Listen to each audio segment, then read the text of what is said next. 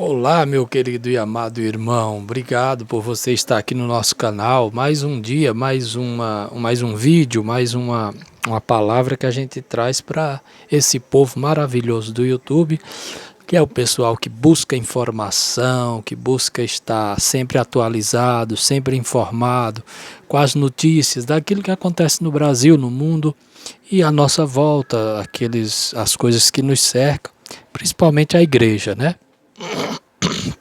Tudo que acontece na igreja, quem é cristão, é de interesse dele, é do meu interesse. Por exemplo, não importa se a pessoa é presbiteriano, o que acontece lá na igreja presbiteriana, eu preciso saber.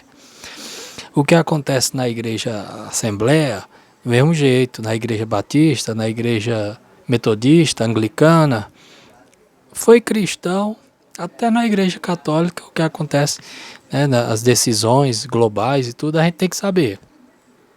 E tapar, e pensar, e opinar, e falar, é sim. Agora, nós temos aí igrejas cristãs, mega igrejas, igrejas grandes que cresceram, graças a Deus que cresceram. Agora, o que acontece é o seguinte, quando uma igreja cresce bastante, a história mostra isso, é inevitável. Vai haver uma divisão. Ela se divide quando ela cresce. Quando a igreja é pequena, não, ninguém nem liga, sabe?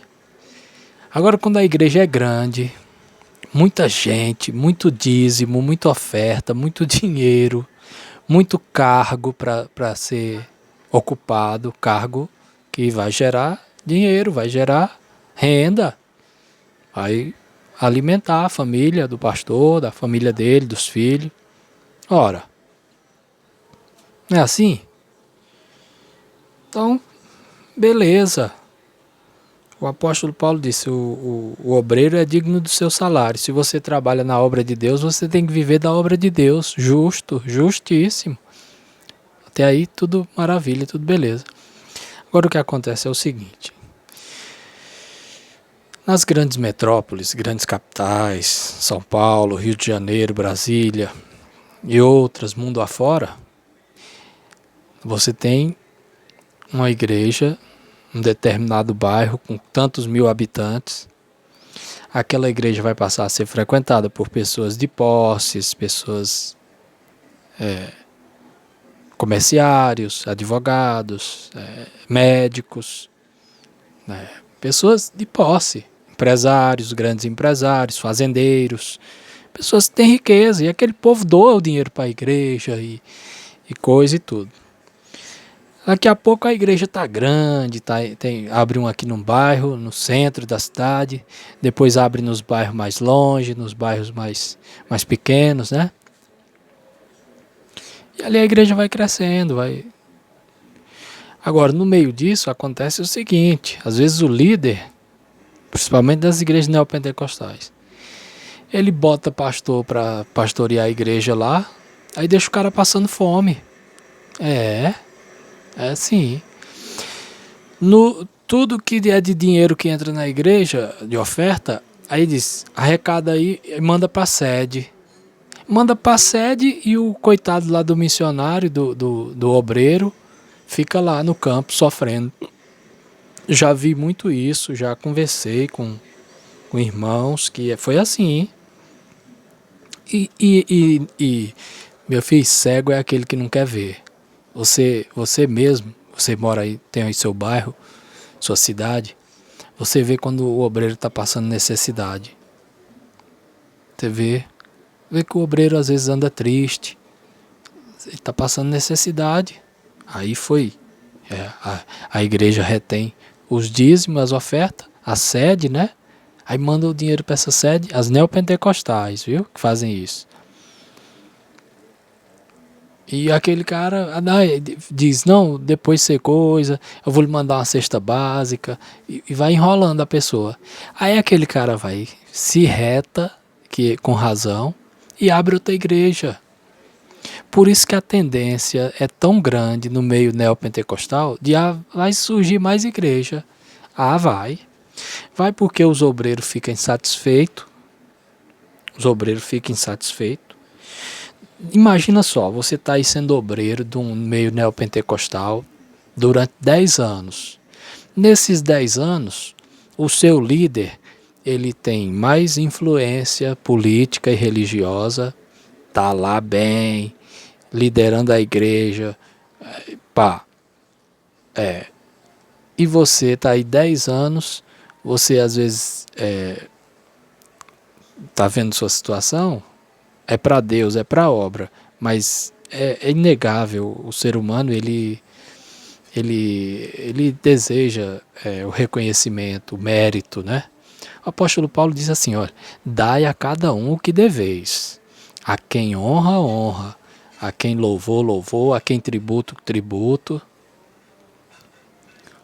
dai a cada um o que deveis, a quem louvor, louvor, a quem honra, honra, a quem tributo, tributo.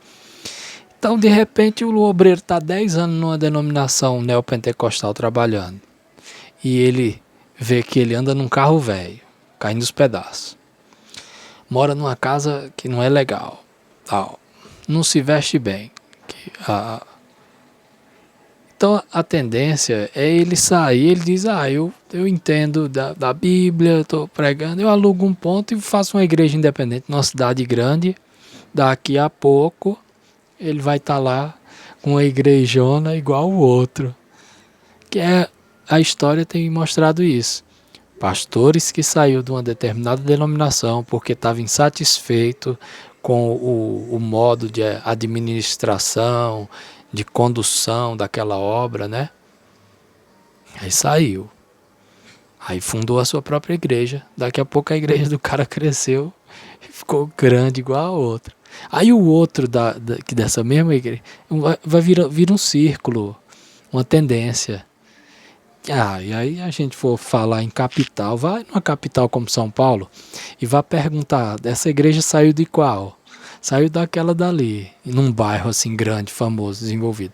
Você vai ver várias igrejas que saiu daquela igreja, que aquela igreja saiu daquela outra igreja, aquela outra igreja saiu daquela outra igreja. É o que mais tem em capital. Aí você tem os batistas, que na época as pessoas saíam por causa de doutrina, né? Do ponto de vista bíblico. Eu não concordo com essa visão bíblica. E saíam. Tinha ali uma igreja de 1000 membros, eu rachava no meio, 500 ia para um lado e 500 para o outro. Então, por causa de pontos doutrinários. Agora, as igrejas atuais, geralmente, algumas pode acontecer também de divergir em pontos doutrinários e a pessoa sair daquela igreja por pontos doutrinários, devido a questões de divergência doutrinária e também divergência administrativa, financeira. Acontece de ser as duas coisas, né? Então teve aí as igrejas assembleias que dividiu a sua presidência, né? Não sei como é que está hoje, mas da Assembleia de Deus saiu tanta igreja, saiu tanto ministério. Era o ministério em Belém, no Belém do Pará, né? Aí nasceu outro ministério lá em Santa Catarina, né? Aí de São Paulo teve outro ministério, né? Tem o Ministério Madureira, tem o Ministério Belém, tem o Ministério aí dos últimos dias, e aí saiu muita igreja da Assembleia de Deus, né? Muitas denominações novas aí, e levou o nome, Assembleia de Deus, aí mudou só o sobrenome, o renome, né? Então, gente, da Deus é Amor saiu também, né? Saiu gente da Deus é Amor e fundou a igreja. Saiu gente da Brasil para Cristo e fundou a igreja. Eu não sei da Congregação Cristã no Brasil, saiu gente de lá e fundou a igreja, mas que saiu gente, muita gente saiu da Congregação Cristã no Brasil também saiu. Então, acontece, a divergência doutrinária leva à divisão da igreja. A divergência administrativa leva à divisão da igreja. Então, a igreja universal, o bispo, o pastor R.R. Soares, né? Ele saiu da Universal, que ele até ainda é cunhado de Edir Macedo. Parece que a irmã dele, alguém lá dele, é casado com alguém de Edir Macedo. Então eles eram assim, família, né? Então ele saiu e a igreja do R.R. Soares cresceu, né? Saiu da Universal, cresceu. A igreja do Valdomiro saiu da Universal, Valdomiro saiu, cresceu também. O Agenor Duque saiu da igreja do Valdomiro e fundou a dele. Então, gente, é uma tendência. As pessoas vão sair das igrejas ultimamente, nos grandes centros, né? As grandes igrejas, eu falo isso, é grandes igrejas. Igreja de 10 mil membros para lá, de 5 mil membros para lá, sempre há uma divisão. Em algumas cidades acontece aquelas igrejas locais, igrejas independentes. Também, às vezes a igreja tem 2 mil membros e no meio daquela igreja um grupo se levanta e diz, nós não concordamos com essa doutrina bíblica. Aí sai e funda outra igreja que é igualzinha, só que com aquela parte daquela doutrina, vamos supor, os dons espirituais. Alguém lá falou em línguas e aí o líder daquele grupo disse, olha, a gente somos agora renovados, pentecostais, né? Aí sai e funda uma igreja renovada, batista renovada, por exemplo. Saiu da batista tradicional, por causa dos dons espirituais, dos dons do Espírito Santo. Aí é uma questão bem polêmica. Do mesmo jeito lá na Rua Azusa, quando o pregador lá, né, teve a experiência com o Espírito Santo e saiu e fundou o movimento pentecostal no mundo, né? Agora, tá tendo muitas igrejas saindo umas das outras por questões financeiras. E às vezes, vamos ver, quem é que tem razão, quem é que está certo? É relativo, né?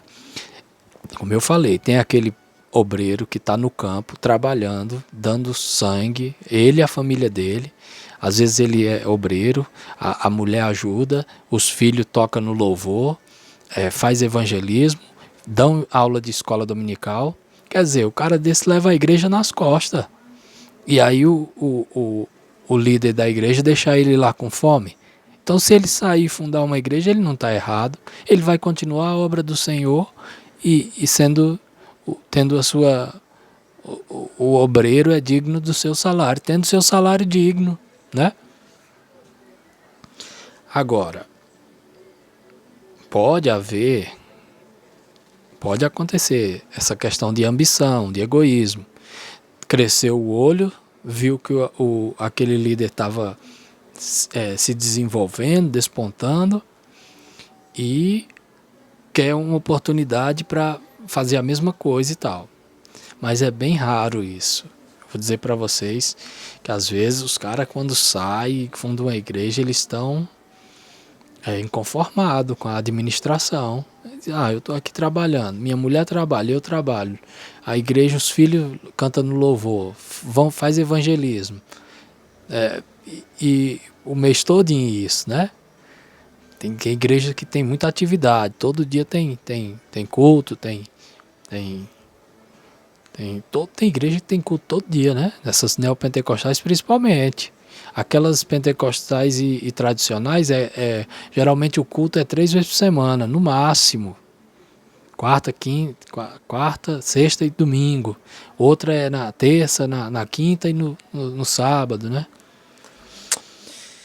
Então, beleza, gente. Deixei esse vídeo aqui para vocês, uma reflexão sobre a divergência, o que causa a divisão na igreja, divergências doutrinárias, divergências administrativas e financeiras. Se você gostou do vídeo, se você conhece algum caso assim, conta aí nos comentários que a gente quer saber, tá bom? E a gente se vê no próximo vídeo. Valeu, obrigado, valeu, bênção para a sua vida.